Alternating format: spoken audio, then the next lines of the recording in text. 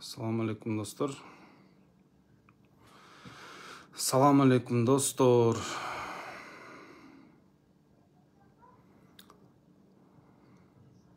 Dostарды қошып алайын. Жоқ дегенде 10 кишиге жетсин. Кутман кеч. Достор,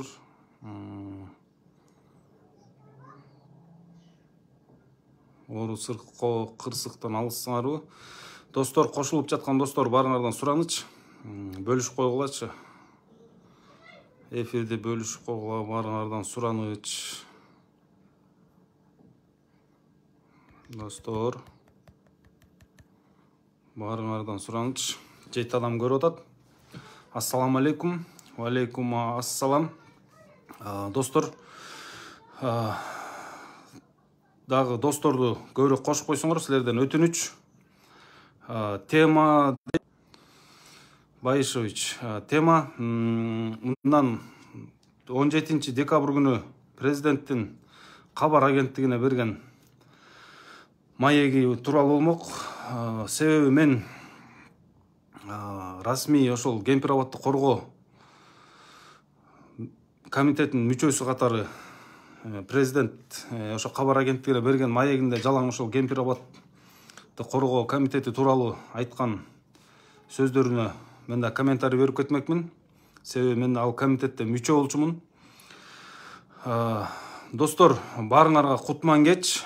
Айымдар, мырзалар, агалар, инелер, эже карындаштар.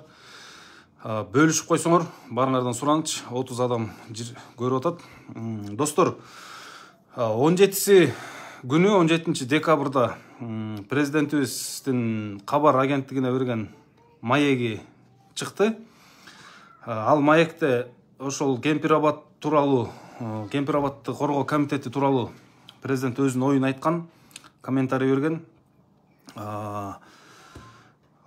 Жалгандан турган, калыптан турган элдин башын айландырыш максатында. Достор, мен билбейм, силер кандай ойлойсуңар? Мен жөнөкөй президент эмес, мынчалык калп айткан, жөнөкөй жаранды деле жолуктура элекмин ушул жашка жетипчи. Кантип президент башы менен ушунчалык элди каратып туруп калп айтат? Эмне кереги бар? Өлкө башчысы болуп туруп, камалчылар камалды, камалгандан кийин жок дегенде кемпир абад ратификациядан өттү, эми чындыкты деле айтып койсо болот да, достор. Президенттин сөзүнөн цитата келтирип кетем. Буга чейин 100% өзбек тарап пайдаланып келген. Биз жактан адамдарды мындай коелу, чычкан өтө алчу эмес, же калппы дейт. Бул калп. Себеби кумун, ташын, шагылын пайдаланып, суусун пайдаланып, ошол аякта жергиликтүү эл жээгине мал жайып, жана күрүч эгип келет. Эгип келген тагыраагы. Муну дагы президенттин дагы бир калптары, курултайдагы 40 тонна алтын дегенде эле калп, коррупция менен болгон күрөштөн 15 миллиард түштү дегенде эле калп. Бул ошол президенттин ушул интервьюсунда төңкөрүш деген сөздү бир нече рет пайдаланган да.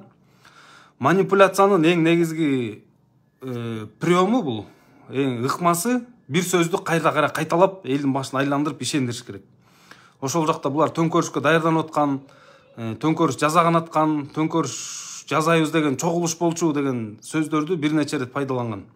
Мунун баары калп, достор. Кемпир абадты коргоо комитети эч кандай төңкөрүш жасаган эмес. Бүгүнкү камактагылардын бардыгы күнөөсүз отурат. Макул, кемпир абадты коргойбуз деп чогулгандар, сиз айтмакчы төңкөрүш жасаган аткан болсо, анда Атай Бейшембек уулунда эмне күнөө бар? Акын Болот Назаровдо эмне күнөө бар, мисалы үчүн? Ал жакка келбеген, катышпаган, тиешеси жоктордо эмне күнөө бар андачы? Президент ошол жактан дагы айтып өтүп кетти. Мен сотторго буйрук бербеген үчүн октябрь окуясындагылар акталды деп. Эми алардын күнөөсү жок болсо акталат да. Октябрь окуясынын арты менен Садыр Нуркожоевич президент болуп келип атат. Ага чейин Курсан Асановго, Жеңиш Молдокматовго дагы бир нече саясатчыларга айып тагылган. Анын баары негизсиз, далилсиз болсо сот актайт да. Эмне кылыш керек эле андан башка? Ошон үчүн достор, мен аларды колунан жетелеп барган жокмун да, төңкөрүш жасайбыз деген чогулушка дейт. Эми урматтуу президент, ошол чогулуштагы аудио записти элдин башын айландырыш үчүн монтаждап, кескилеп, элдин башын айландырыш үчүн жана ошол жактагы комитеттегилерди жаман көргөзүш үчүн коомчулукка чыгаргансыңар. Бирок оригиналын өзүңөр уктуңар да. Оригиналын президентке угузуштубу же угузушкан жокпу? Жок дегенде сиз чындыкты айтып койбойсузбу? Ал жакта эч ким эч кандай төңкөрүш жасайбыз деген эч кимдин ой максаты да жок болчу. Эл чогултабыз деген бар болчу албетте, бирок ал деген президенттерге, депутаттарга таасир кылыш үчүн, ратификациядан өтпөсүн деп таасир кылыш үчүн элди чогулталы деген гана сөз болгон. Ал жакта төңкөрүш жасайбыз, анан бийликти тартып алабыз деген болгон эмес. Президент ошол төңкөрүш жасайбыз деп аткан деп айыптады комитет мүчөлөрүн. Мунун баары жалган достор. Мен да комитеттин мүчөсү катары расмий бүгүн видео кайрылууга туура келди. Жаңы кошулуп аткандар, салам алейкум. Барыңа айтып коеюн. Башынан баштап бүгүнкү видео кайрылуунун темасы 17 декабрда президентибиз кабар агенттигине берген маегинде Кемпир абадты коргоо комитетинин мүчөлөрүнө жалган жала жаап, калптардын баарын апыртып, өрдөктөрдү учуруп, төңкөрүш жасаганы даярданып аткан деп элдин башын айлантып атат. Президент башы менен калп айтып, жалган жала жаап, элдин башын айлантып атат. Эч кандай эч ким төңкөрүш жасайбыз деген эмеспиз. Портер деп коет. Портер деген сөз ал жактан эч кимдин оозунан чыккан эмес. Айланайын, уят эмеспи? Президент башы менен ушунча жалгандын эмне кереги бар? Портерге салып, сен 1000 киши алып келесиң, сен 100 киши алып келесиң деп. Ошентип даярданышкан деп. Мынчалык жалгандын эмне кереги бар? Эч ким ал жактан төңкөрүш жасайбыз деген эмеспиз. Эл чогултабыз деген сөз болгон. Менин оозуман чыккан. Элди эмне максатта чогултабыз дегенбиз? Ошол депутаттарга таасир кылыш үчүн, алар ратификациядан өткөзбөш үчүн элди чогултабыз дегенбиз. Эч кандай төңкөрүш жөнүндө сөз болгон эмес. Портер жөнүндө сөз болгон эмес. Садыр Нуркожоевич, калптын да чеги болот, жалгандын да чеги болот. Муну менен сиздин бийлигиңиз түбөлүктүү эмес. Бул күн да бүтүп калбайт. Камалгандар чыгат эртең, баардык чындык чыгат. Ошондо элдин бетин кантип карайсыз? Журналист суроо берип атат. Элдер кайрылып атат. Аялдарды хотя бы чыгарып койбойлу, чыгарып койгонго силер айкөлдүк кыласыңарбы деп. Президент жооп берип атат. Төңкөрүш жасай турган чогулушка аялдарды мен колунан жетелеп барган эмесмин деп. Достор, мынчалык жалган сүйлөгөн президент эмес, жөнөкөй жаранды көрө элекмин мен. Достор, ошон үчүн Кемпир абадты коргоо комитетинин мүчөсү катары мен айтып коеюн. Ал жакта отургандардын баары күнөөсүз отурат. Эч ким төңкөрүш жасайлы деген эмес. Жана президент баса белгилеп айтып кетти. Укук коргоо органдары өзүнүн ишин аткарат деп. Өзүнүн ишин аткарса, эмне үчүн бүгүнкүгө чейин эч кимиси сурала элек? Эмнеге тергөө жүрө элек? Тергөө жүрбөй туруп, дагы 2 айга узартып салышты камактагы алардын баш коргоо чарасын. Бүгүнкү видео кыскача эле. Мен Кемпир абадты коргоо комитетинин мүчөсү катары расмий кайрылып коюуну туура көрдүм. Эч кимиси комитеттегилердин бири дагы ал жактан төңкөрүш жасайбыз деген болгон эмес.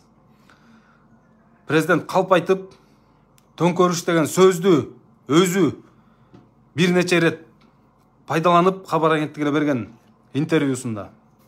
Элдин башын айлантып жатат президент башы менен. Мунун баары жалган. Портер деген сөз, төңкөрүш деген сөз ал жакта болгон эмес. Ошон үчүн достор, октябрь окуясында өзү айтып кетиптир. Октябрь окуясына күнөөлүү Кашкар Жунушалиев менен Опунбаев деген министр менен УКМКнын мурдакы башчылары жоопко тартылыш керек болчу. Бүгүнкү биздин жалганчы президентибиз октябрь Кемпир абадты коргоо комитети боюнча жалган маалымат таратты. Кабар агенттигине берген маегинин 99% жалган. Ошон үчүн достор, ишенбегиле президентке. 40 тонна алтын дагы жалган, коррупциядан түшкөн 15 миллиард дагы жалган. Кемпир абадтын коргоо комитет мүчөлөрү төңкөрүш жасайбыз деп аткандагы жалган. Жалгандын үстүнө жалган, калптын үстүнө калпты айтып, дагы канча бийлигиңерди сактайт экенсиңер мен билбейм. Баарыңарга ийгилик. Фейктер дагы кош келдиңер, дакансалар кош келдиңер. Тилекмат Куренов брат, президент өзү аферист, президент өзү мошенник, кетчил, майдачыл адам экен, калпычы, жалганчы, ушакчы. Керек болсо анча фейктин артына өзү отуруп алып дагы айтышат экен. Блогерлер менен, журналисттер менен, саясатчылар менен. Достор, бул күн өтөт. Кыргыздын башына бүгүнкү айланган эки кара булут тарайт. Жарык күн келет, жаркын келечек келет сөзсүз түрдө. Ошон үчүн достор, баарыңарга ийгилик. Буюрса баары жакшы болот. Эки баштуу ажыдар, мошенник, аферисттерди орду түрмө, Кемпир абадтык коргоо комитетинин мүчөлөрү акталып чыгат жакынкы келечекте.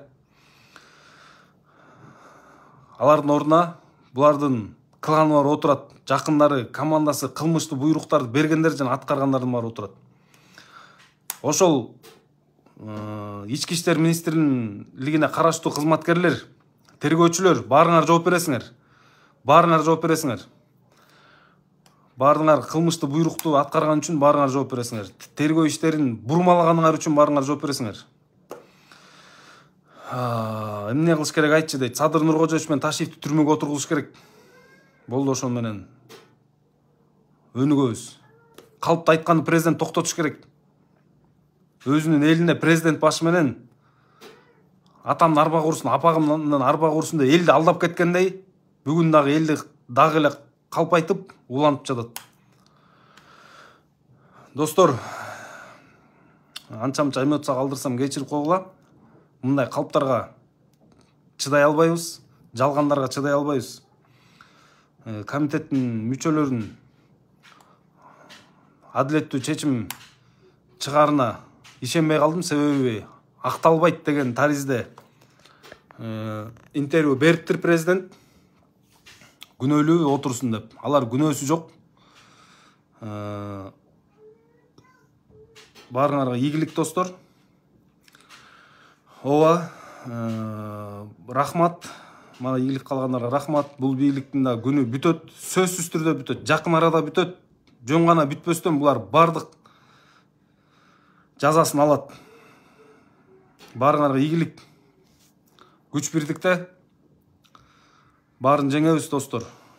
Кылмыштуу бийликти да жеңебиз. Биз болгону кыргыз эли жакында биригет дагы.